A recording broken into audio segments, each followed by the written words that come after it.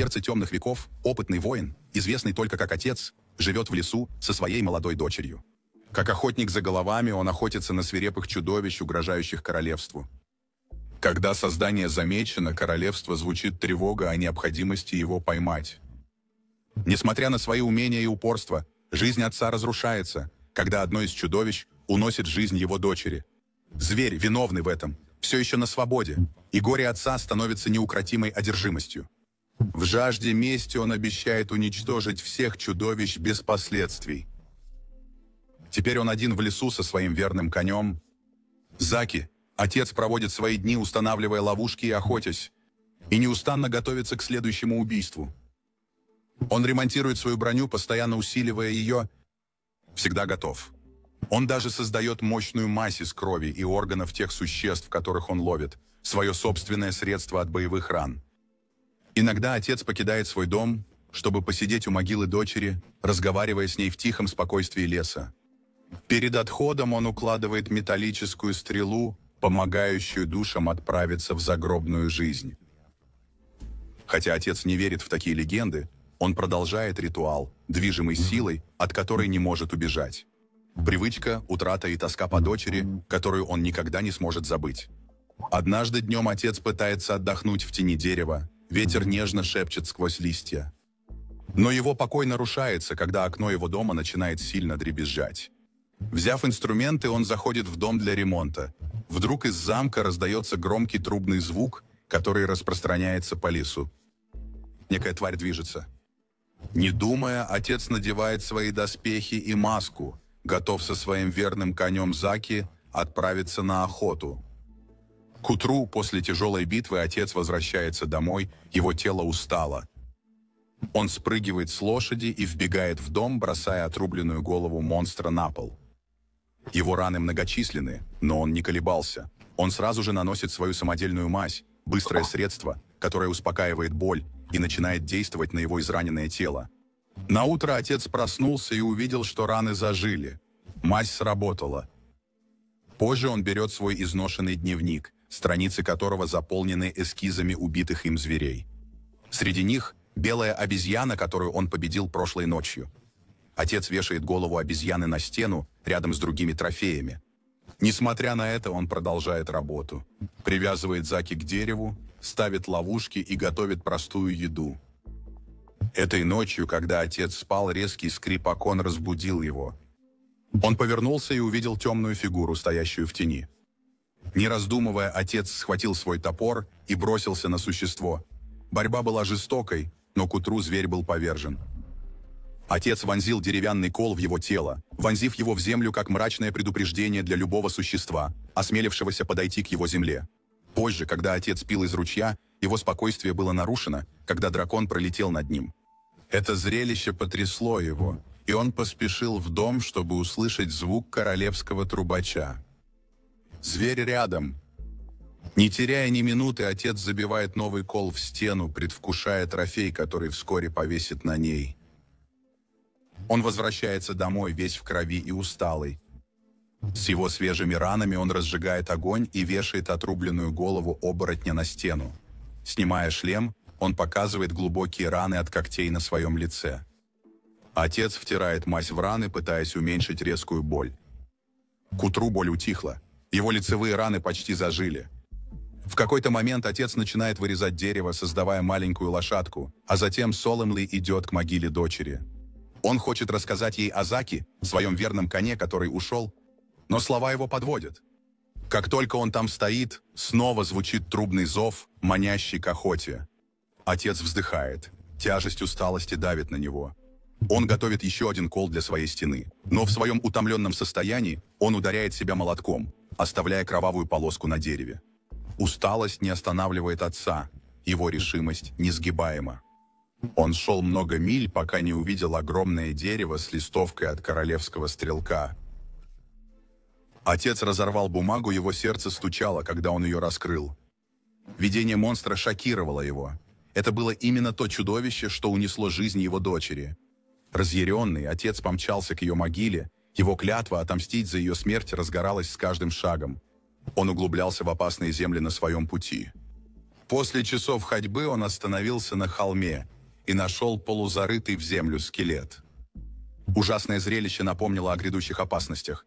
Когда его глаза сканировали горизонт, вдалеке появился тенистый силуэт, его чудовищная форма напоминала тролля. На следующее утро отец продолжил путь, достигнув края острова, окутанного туманом и тьмой.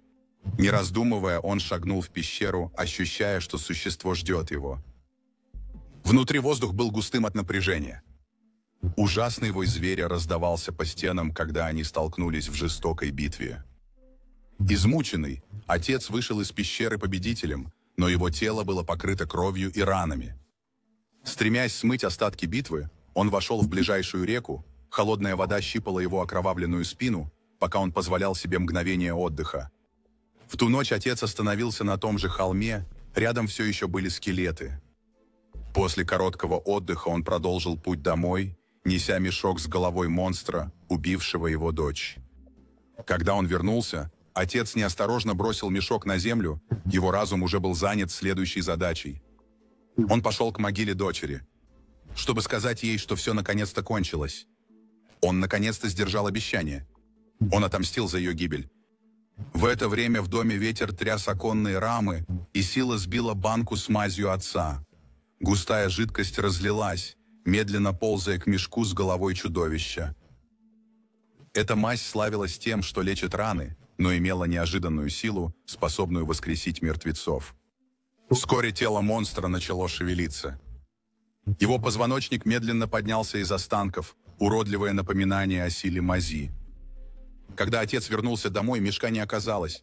След из мази вел его к нему. С нарастающим любопытством и недовольством он нанес мазь на мертвого паука, испытывая ее эффект.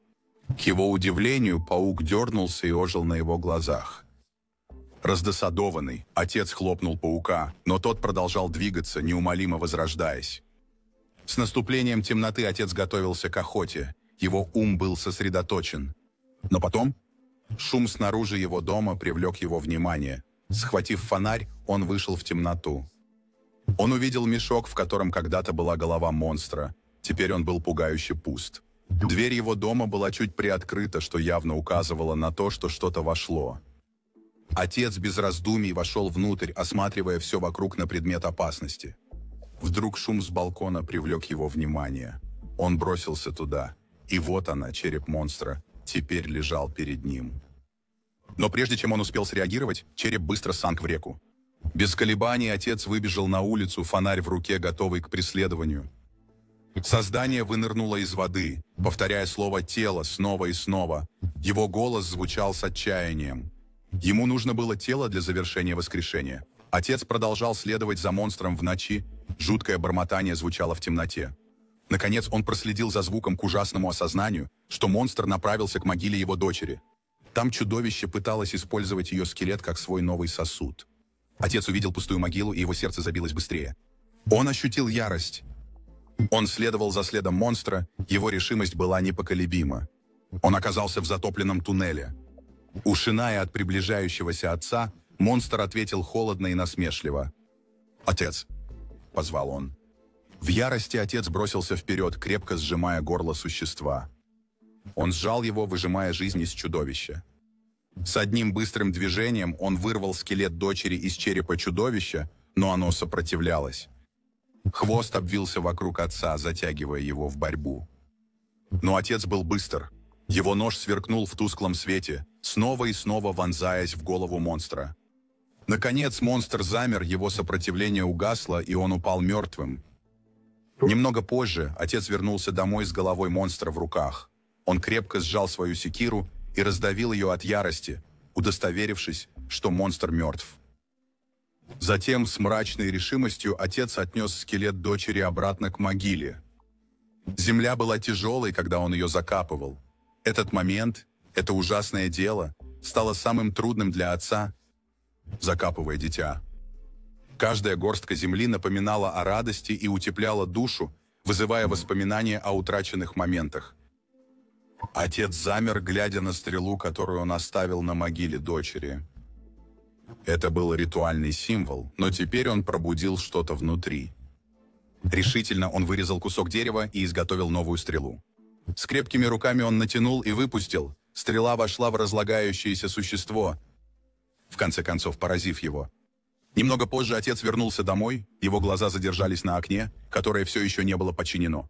Мы видим, как отец проходит по комнате через разбитое окно, когда вдруг резкий звук прорезал воздух снаружи. Отец колебался, его чувства были настороже, прежде чем войти в дом. Он повесил еще одну голову на стену, ожидая завершить мрачную коллекцию трофеев. Но, обернувшись, он почувствовал холод. Голова, которую он только что повесил, была его.